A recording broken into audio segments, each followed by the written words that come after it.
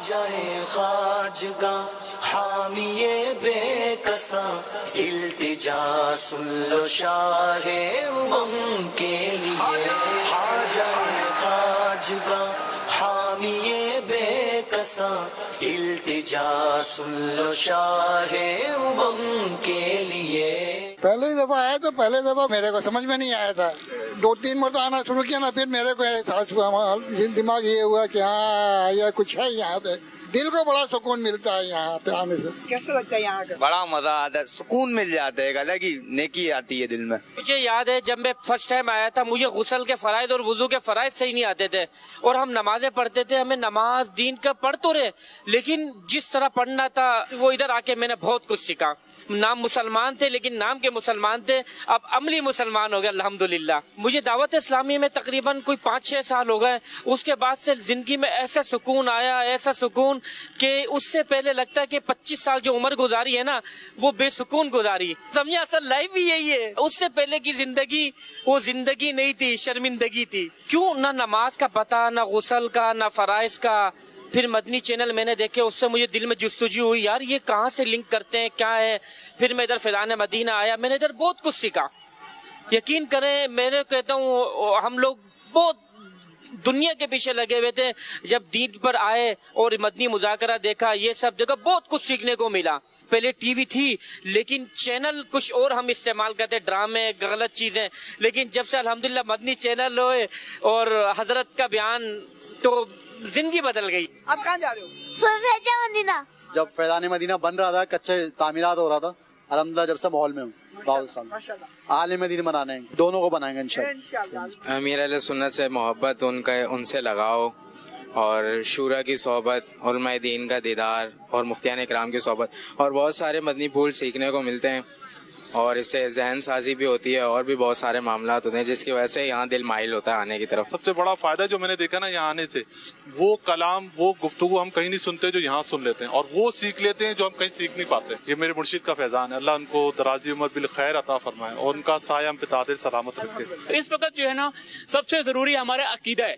جب تک ہمارا عقیدہ درست نہیں ہوگا، شریعت پہ استقامت نہیں ہو گئی، ہم جو ہے وہ اپنی آخرت کو بہتر نہیں کر سکتے. یہ سب کچھ ٹھیک کرنے کے لیے نا ہمیں ماحول سے وابستہ ہونا بہت ضروری ہے.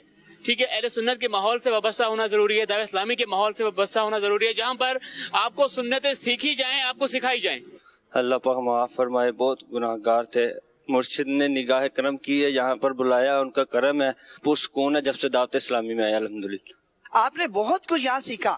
تو یہ بتائیے گا کہ رات کو ناخن کاٹنے یا بال کاٹنے چاہیے یا نہیں چاہیے؟ پیر صاحب سے سوال ہوا تھا. رات میں کاٹ سکتے ہیں، کوئی ممانعت نہیں. یہ واضح طور پہ آج حضرت صاحب نے بیان فرما دیا ہے کہ کرنے کی کام میں کے نام کوئی حرج نہیں، رات کو بھی آپ کاٹ سکتے ہیں. رجب کے روزے سے حوالے سے باپا جان نے فرمایا ہے کہ جو یہ رکھے گا، 6 رکھے، 4 رکھے، 2 رکھے، اس کو جب تک اللہ تعالیٰ موت نہ دے، جب تک وہ آقا صلی اللہ تعالی علیہ وسلم کا خواب میں دیدار نہ کر لے. میرے مرشد نے دعا کری ہے تو انشاءاللہ قبول ہوگی. اس نیت سے ہم لوگ روزہ رکھیں گے کہ آقا کی زیارت ہو جائے. کیا نیت بنی آپ کی؟ انشاءاللہ 6 روزے رجب کے رکھوں گا انشاءاللہ. انشاءاللہ ضرور روزہ رکھیں گے. خود بھی نیت کرتا ہوں انشاءاللہ روزے رکھوں گا، اور انشاءاللہ گھر والوں کو ترغیب دلاؤں گا. صلو علی الحبیب صلی اللہ تعالی علی محمد. یہ پیارے پیارے تاثرات ہم نے مدنی چینل کے ناظرین فیضان مدینہ عالمی مدنی مرکز میں حاضر ہونے والوں کے سنے ہیں. اور جیسا کہ ابھی آپ نے سنا کہ روزے رکھنے کی نیت ہے، تو انشاءاللہ عز و جل آج ہم مدنی مذاکرے میں نیتیں کرنے والوں کی جو تعداد اب تک ہمیں ملے گی وہ بھی انشاءاللہ بیان کی جائے گی. اور آج الحمدللہ بلا مبالغہ کئی مقامات پر سحری اجتماعات کا بھی سلسلہ ہے. تو میں کراچی شہر میں بھی، اور آج یہاں فیضان مدینہ میں بھی سحری اجتماع ہے، اور یہاں تو الحمدللہ نگران شورا سحری اجتماع میں یہاں کے عاشقان رسول کے ساتھ جو ہے وہ جمع ہوں گے. تو آپ بھی کہیں پر بھی ہیں وہاں معلومات لیجئے. الحمدللہ دعوت اسلامی کے تحت ماہ رجب المرجب میں سحری اجتماعات کا سلسلہ ہوگا. بالخصوص آج کی رات جو معلومات ہوئی ہے وہ کئی مقامات پر سحری اجتماعات کا سلسلہ ہے. تو اب مدنی چینل کے ناظرین انشاءاللہ سوالات کا سلسلہ ہم آگے بڑھاتے ہیں، امیر سنت کی طرف بھی چلیں گے. آپ کے سوالات بھی ہم شامل کر سکتے ہیں لائیو چیٹ کے ذریعے، یوٹیوب چینل پر، فیس بک پیج پر، اور SMS کے ذریعے بھی، واٹس ایپ کے ذریعے بھی آپ ہمیں اپنے سوالات جو ہے وہ بھیج سکتے ہیں. اور اگر ویڈیو میں بھی سوال بھیجنا چاہتے ہیں تو واٹس ایپ نمبر پر آپ اپنے سوالات جو ہے وہ بھیجیں، اور کوئی ایسے مناظر وغیرہ بھی اگر بھیجنا چاہتے ہیں تو مجلس کی کوشش ہوتی ہے ممکنہ صورت میں جو ہے وہ انشاءاللہ عز و جل ہم یہ سوالات جو ہے وہ چلائیں گے بھی، اور امیر علیہ سنت سے ان کے جوابات حاصل کریں گے۔ تو چلتے ہیں